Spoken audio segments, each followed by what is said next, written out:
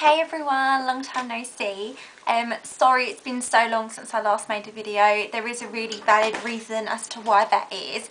Unfortunately, I think it's 3 weeks this Thursday coming. Unfortunately my poor gorgeous little dog had to be put down, and it was awful, and he was the first dog I owned, and it was the first time it happened to us, like me and my family.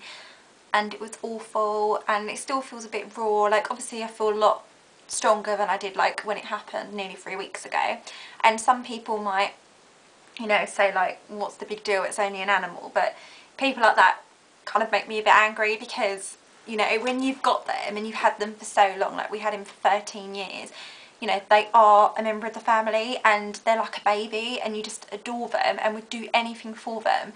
So when the time comes that they go, it's just awful, it's so hard. And all I can think of to try and sort of reassure myself is he had the best life ever. Everyone says that who knew him, and he truly did. And it's just hard. I'm still not used to the fact he's not in the house, and the house feels a bit weird, and I'm not used to, like, you know, not doing anything. There's a routine: take him for a walk, make sure he's got water, feed him, all the usual stuff that you do. And obviously if any of you out there have been through what I'm going through now, or you've got an animal currently, you'll know exactly how I'm feeling, how important they are. So sorry, that's mainly the reason why. I just haven't really been in the mood. And just quickly, a massive thank you to the people on Twitter who were so lovely. I've obviously been a bit miserable probably lately on Twitter, but thanks so much for, you know, being so lovely and saying such kind words to cheer me up. So it really means a lot. But on a happier note, I will tell you my exciting news. Well, I think it's exciting. I hope you all do too. For those of you that follow my blog, you'll see that lately, I think it was a couple of days ago, I posted a new post about some items I'd designed and made. Basically, a couple of months ago, I started sourcing my own supplies and findings and making my own jewellery. Main reason being is that as much as I love the high street, especially here in the UK, we have a fabulous high street. There's Topshop, there's Primark, there's River Island, Oasis, and there's Selfridge, and they all do gorgeous jewellery and hair accessories and everything. But I was getting really sick of seeing, you know, people at work or walking down the high street near where I live and seeing a girl maybe wearing the same necklace as me. I mean, once I was in a shopping centre near where I live and I saw about 4 girls wearing the same bracelet as me I'd got from a major store in the UK, and I was just like, oh, it just takes away the uniqueness and, you know, exciting special purchase. So I thought, why not source my own materials and start to create my own designs? So that's what I started to do. Made some bits for some of my friends who were really lovely and really liked the pieces, and basically said, you know, you should really think about doing this, which I have. I've started to take it very seriously, and I'm currently in the process of actually having my business's name trademarked officially, so it's mine. And I've also got a domain for it, which I'm currently designing a website, and I'd love to tell you the name because I love it. I just think it's a really nice name, and I also think, you know, it's not so obvious that it's about jewellery.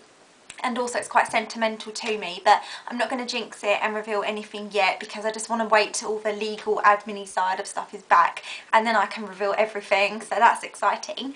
Like I said, I'm currently designing a website, which is really hard work. It's really exciting because there's so much to do and it's really creative, but at the same time there's so much to think about and to get right that it can be a bit stressful, and you obviously have to put a lot of love into it, and it takes time. So I am trying to be as quick as I can, but I'm not going to rush it, because I want it to be as perfect as I can get it. So what I think I'm going to do in the meantime is, I already put, like I said a couple of days ago on my blog, some pieces, like a sneak peek of some pieces I've made. I've got much more than that, and I've also got more materials on the way to me, which I order and find from like all over the world. So sometimes it takes a while to get them, but as soon as I've got them, I'm busy in my room making them. On my blog the other day I just did a sneak peek of some of my favourite pieces I'd made over the weekend, and I've already sold a few of them, so thanks very much for who's bought them, and they'll be on their way to you, and I hope you like them, and I'd love to see pictures of you wearing them if you've got a blog or a channel. That'd be really exciting.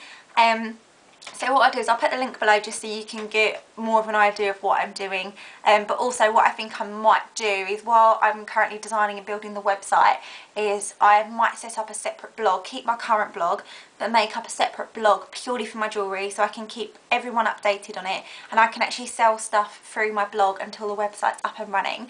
Obviously I won't sell everything I've got from my blog, I've got quite a lot to keep for the website, but definitely there's some pieces I think people will love and I'd love to get out there and get people sort of buying and wearing it, hopefully. So I thought on this video I would show you a few pieces which I photographed for my latest blog post. So apologies if you've seen these already, but I do think it sometimes looks better to show them on a video rather than still photographs. So first thing first is my personal favourite, and it is the Royal Carriage. So this is a vintage charm of a traditional royal carriage here in the UK. I'm sure other countries around the world use these, but I know that when we've got special occasions and celebrations over here, the Queen still has these with her beautiful white horses leading the way. But I also think it looks like a fairy tale carriage as well, like Cinderella, and I love it. It's such a statement piece, yet in a really subtle way, like against anything.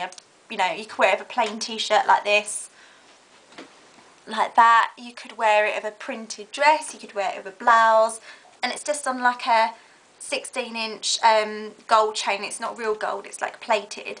I just love it, and I've worn this. I made this one myself because I wanted to keep one for me, but I've already sold a few and I wore it to work, and everyone, not everyone, but pretty much everyone commented on it and, you know, was surprised that I'd found it and made it and everything. So that's a really good piece for anyone that likes something it's quite unique but also quite delicate.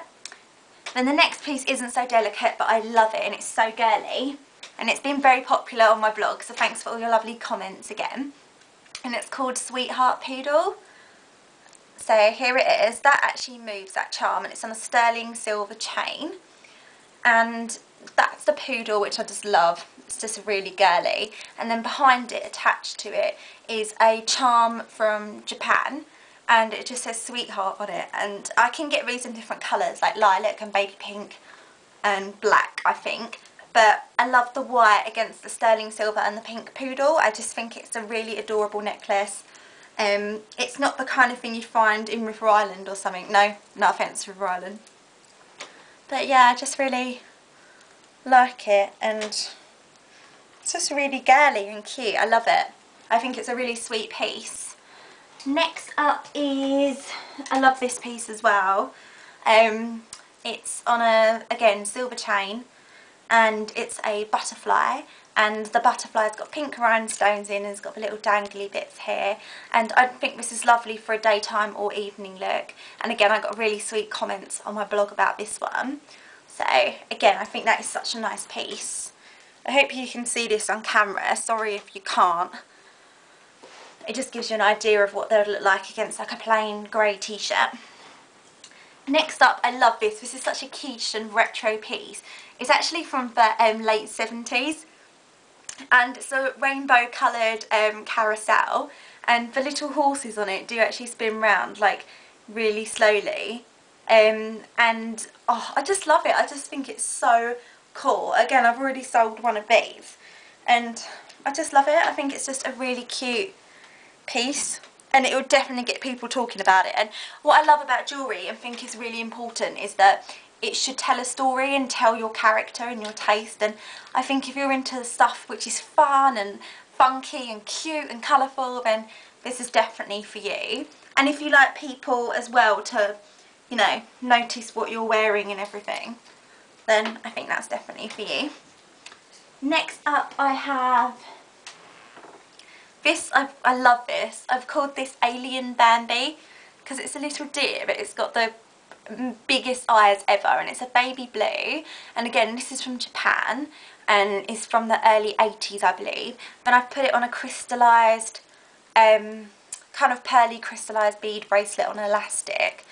So it's just such a cute little piece, and I would probably wear it with maybe some plain pearl bracelets, and then you've got that one piece standing out for people to notice. Or you can obviously just wear it by itself.